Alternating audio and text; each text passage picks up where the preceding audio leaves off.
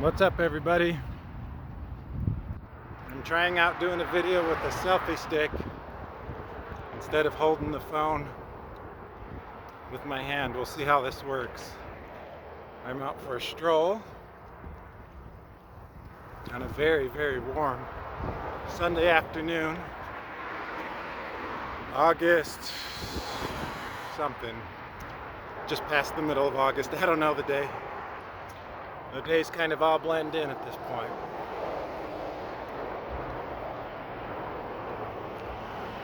This is where I'm at, walking around.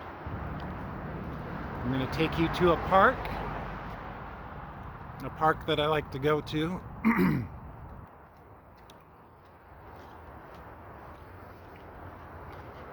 It's kind of funny holding this selfie stick. It's adjustable actually, so that's kind of cool. The selfie stick goes up and down. It's still kind of tiring to hold it, but this will have to do for now. Alright, so what's my video about today? What's my video about today? Well, one thing you can do on YouTube is find a lot of videos about dating and relationships. They're everywhere. A lot of people have a lot of things to say about it, about men and women. So let me sum up what seems to be the general consensus, or should I say what seems to be the most preached information or shared information about it. So here goes. Let me see if I can sum this up. There are generally two types of males: alpha males and beta males. Alpha males are leaders, do whatever the fuck they want, creators. They do not pander to women. They speak their mind and their truth. They have no problem walking away. They cannot be controlled. Beta males are much more passive, give in to the demands of a woman, providers, and less of leaders. The general consensus seems to be that women seek out alpha males for mating and beta males for relationships and providing. And when I'm done talking about all this, I'll share what I believe. I look through my Facebook feed and it's interesting to hear people talk about dating and relationships. A very gorgeous woman with a fit body, a nice body, can go and make a video on Facebook about dating and talk about how she's kind of fed up with it, and get hundreds and hundreds of likes and comments from a multitude of guys. Good guys, decent guys too. But yet this woman is not going to look at one of those decent guys and say, oh my gosh, I've been thinking about this all wrong. You're the one I want. Because there's hundreds and hundreds of decent guys waiting in line for her. There's no value or reward or prize in that. There's no, well, what it comes down to is it seems like a woman is looking for the best, strongest mate for her. The best, strongest mate for her that will meet her needs. And I've seen it time and time again that women have kids with guys that are kind of douchebags and end up leaving this woman. Happens all the time. Or they get in relationships with these guys and the guys ditch them. I've had past girlfriends come back. If you will recall, earlier this year, I did a video where I said going through a breakup. This was like in around March, middle of March of this year, 2020. That woman, even though she didn't say it, left that relationship with me to go get with a guy who was about 12 years younger than me, who was probably had a lot stronger of a sex drive than me, although I have a pretty decent sex drive, especially with the herbs and supplements I take. And after 4 months of that, and her finding out that this dude that she left me for, that she was in a relationship with on her Facebook the same day she sent me a long breakup text message, she found out he was cheating on her and sleeping with multiple women. And to that I say, not a surprise. Not a surprise at all. So women are drawn to men that are desired by other women. It seems to be true. And oftentimes will not see past sensibility in this, because if that woman is with that guy, he's going to be providing a lot of emotional stimulation and excitement. I'm going to sit down in just a minute. So what am I getting at with all of this? Well, I would say since my divorce, on my journey of personal growth and discovery, I definitely started off as a beta male. Absolutely. Because I didn't know any of this stuff. Started off as a beta male, and I've slowly been adding alpha male attributes and tendencies, and slowly been chipping away at the beta male.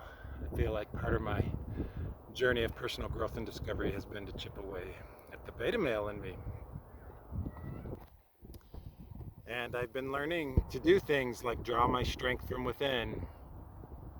I'm the source of good energy. I am a leader. I speak my truth. I march to the beat of my own drum. I share vulnerably from a place of strength. This is my own, by the way. There's no book that's going to say an alpha male shares vulnerably from a place of strength, but I share that because I believe it.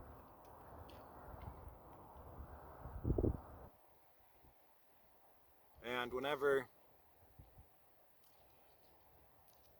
when situations end up not working, like this last situation, the last relationship I was in a few weeks ago, didn't work for two reasons. I wasn't high on the enthusiastic scale for having kids. She was 39 and she wanted kids very badly. And at 39, the biological clock is ticking for a woman. I believe, no matter how awesome I think I am, no matter how great I think my life is going in the direction I'm going, no matter all these great and wonderful things about me, that her ability to shut off the attraction switch and shut me out, which I could see happen over the course of a week, in order to move toward that end, having a chance to have children. I think there's other things, of course. I wasn't as clean as she would have liked. But I think the root cause was that the moment she realized I wasn't super high on the 1 to 10 scale for wanting kids, she was able to flip a switch in her mind and start to disconnect herself from me. And when she said she needed a few days to talk, I knew that that was the end of things. And to me, it's a very disrespectful thing to me to have someone say that to me. It means you're not even willing to stand with me in a moment of discomfort and work through it. And if someone's not willing to do that, it means they're checked out. And I could feel it. It's strange, but that last week I could feel the checked outedness. Like the sex wasn't as connected. It was less. I could tell during intimacy she was checked out. And That's hard. That's hard for me to see because it was hard for me to see. But now I just accept it as reality. A woman can check out the snap of her fingers. I think guys can kind of do it too. But women seem to have this skill to be able to do that. If they're not getting what they want and they don't feel like what they want is going to happen, they'll check out. It doesn't matter if they called you a god the week before or amazing or whatever. So I see this as truth. I'm saying this as a retrospective of truth for me. Like, it's just the way it is with men and women. And certainly as I'm almost 6 years post-divorce, I've been able to chip away at the beta male side of me. I would say I'm more of an alpha male now, but I still have some chipping away to do, because that last week with her in my last relationship, I was getting disrespected and nagged, and I didn't push back. And to me, that's something I just need to reflect on. Why? And to keep a constant radar or sensor of boundaries and expectations, and to have a conversation about expectations up front. There's Michael Nelson. You'll probably know this guy. I think you mentioned him once before, Casey Zander. I've been watching his videos, and he did a really good video about setting expectations up front. And he gave a list of what his expectations are, but regardless of whatever the expectations are, I think it's a great idea to speak expectations up front. And one of my expectations with a woman is, don't nag and disrespect me. If there's something that's bothering you, let's sit down and have a conversation about it. And in my last relationship, I did have a conversation with her a week or two before things kind of went south, because she had some concerns. And I sat down and I listened. And I said, it sounds like this is this. There are three things. And I listened, and I took it to heart and changed those things and made sure those things were taken care of. And I even told her, do you feel like you heard and understood? And I'm going to start walking again. And I made the effort to fix those things. But in the end, the overriding kill switch was the kids, in my opinion. Because there's, like, we all have things we're working on, right? We all have things we're trying to improve on. But I'm doing pretty damn well for myself. Caliber wise, I'm in the top 1%. I know my worth. I know my value. Yet I know there's things for me to work on. Like even the whole cleaning thing, like, as I retrospect, I'm like, can I do a better job at keeping a clean and orderly condo? Yep.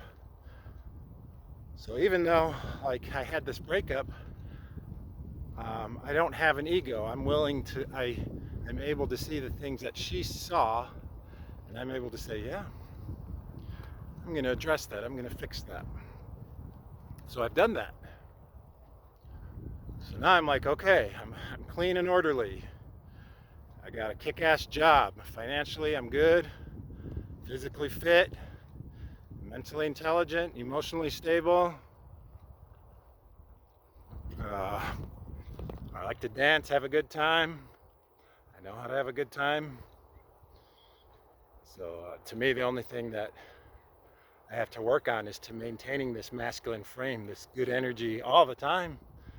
That's the last, and just to keep working on my side hustles, but that's the last piece of the puzzle that I can see. There might be more after this, but that seems to be the piece of the puzzle now, is maintaining my good energy, my good and powerful energy, no matter what's going on. And it's not to say that I can't have down days or bad days. Those are okay. Those are going to happen. But if a woman decides that after a down day or two that she's going to disconnect, that's a red flag. It's a big red flag. There's a field behind me, a big farm. It's pretty cool. Been doing this video 15 minutes, so I know that after I've been in the sun about 25 minutes, I start to cook. So I'm gonna quicken my pace a little. So back to the woman I saw on Facebook, and all these guys, legions of guys, you can tell are lined up to hopefully get a chance with her. Suitors, whatever you want to call it. And she's not picking these guys. She's got her sights set on a guy I think that she knows she can't have. Because isn't that what we're all doing? I think guys do this too. This isn't just a woman thing. I'm doing it too. I want the most fit, sexy, smart, intelligent, ambitious, compassionate, kind, sensual, amazing woman for me too. I want that too.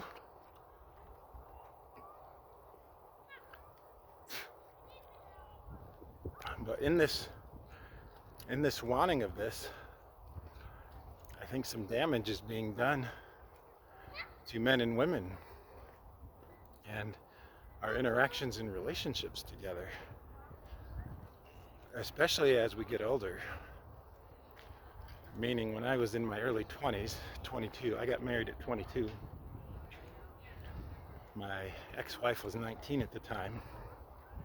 There was definitely an innocence to the whole situation and a structure to it as well.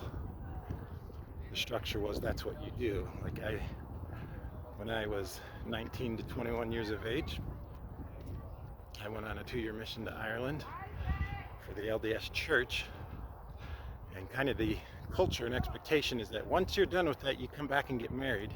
Men and women kind of had this drilled into them. And following this structure, following this template, whatever you want to call it, this blueprint, I was married for 14 years. I never once felt like my ex-wife, and she's a beautiful woman, I never once felt like she was going to leave me or say, you know, I need a few days to think about us.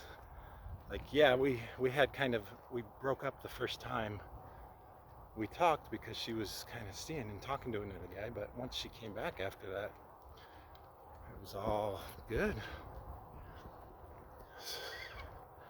In hindsight, I applied a principle of just walking away without being needy, and I didn't know it. And she came back, my ex-wife came back to me a few months after that. This was in 2000, middle of 2000. And so I think women value strong alpha male leaders, just dominant leaders who make them feel safe and protected and cared for and heard and understood. Men in general, I'm going to speak for myself, I like my solitude, my alone time. Like today I'm alone. Someone wants to hang out with me today, and I'm like, I just need to be alone today. I value my alone time. I need to be alone. I need time to just work on my projects or just walk around and contemplate things. And I didn't do a good enough job of that in my last relationship. Even though my last relationship was like 5 weeks, I didn't do a good enough job of creating solitude because I was like, oh, I really like this girl. And I changed a little bit. Started spending a lot of time with her, like four times a week, 4 or 5 times a week, and it became a little too familiar. I think women like a little mystery. They like anticipation and buildup. The feeling of baking a cake in the oven is very true. If a guy's just always there, always available, it kind of destroys the baking of the cake. It really does. And in some sense, this is for guys too. guys will miss a woman too after time. Like there's definitely overlap here. But I think for me, my biggest lesson is keeping my energy strong, keeping my purpose and my mission at number one. My last relationship, I started to make this woman my number one. And, that may not have been the reason for the end of it, but I was certainly losing a bit of myself because I didn't stand up to her. So I felt myself losing myself. So now I know no matter who it is, and how amazing I think she is, my purpose and my mission come first. And my purpose and my mission is whatever I'm deciding to focus my side hustle in, whatever that is, and my career. Like whatever I'm doing for my career and my side hustle comes first. My fitness comes first. And keeping that solid is the truth. I learned a lot from my last relationship of about 5 weeks. Some amazing memories. Oh yeah, back to what I was saying about the woman I broke up with at the beginning of this year, around the beginning of this year, when I did that video. She texted me wanting to talk. She said, "Hey, can I call you?" And we talked over video. But the spark and the attraction was gone for me. When I fully move on from someone, that's it. And I've had multiple people come back to me, and I talked to them or even meet them in person, and there's nothing. Like it's gone. All I remember more of the bad memories that happened.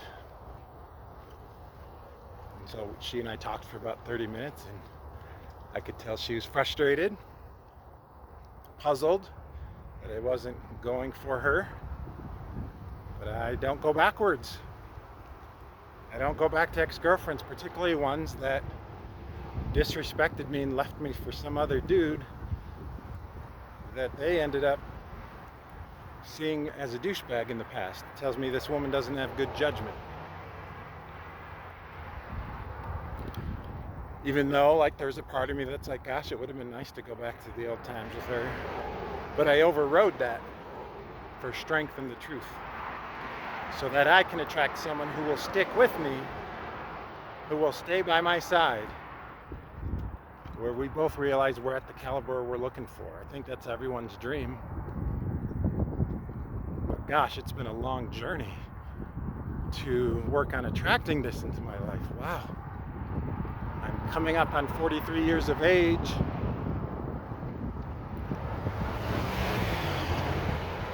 It's crazy. But I'm grateful for the journey and all the things I've learned. Certainly there's a part of me that's like, gosh, maybe I just suck with women. I don't think I suck with women. I think I do just fine. I think when I start to lose myself and lose my masculine core, and I get tested and don't stand in a firm place of strength and boundaries, that's when things go a little sideways. Anyways, I hope this video's been helpful about men and women. I think men want their solitude, and as a man, I like my alone time to be creative, but I also like that connective time too. I like physical intimacy and emotional intimacy very much.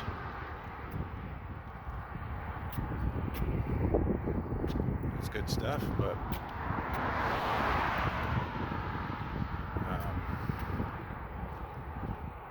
yeah, I think that's all I have to say. Some thoughts on men and women. Video 229. Getting close to the corner. There's a Harmon's near where I live that I go shopping at. I was walking through the Harmon's yesterday shopping, and there's some amazingly beautiful women here in Utah. I'm sure it's like that everywhere. But just walking through Harmon's, just unbelievable. and my headspace isn't quite there yet where I'm ready to start approaching and talking, but eventually I'll get back there. All right, y'all, namaste. I appreciate you. Thank you so much for watching. I'll see you in the next video.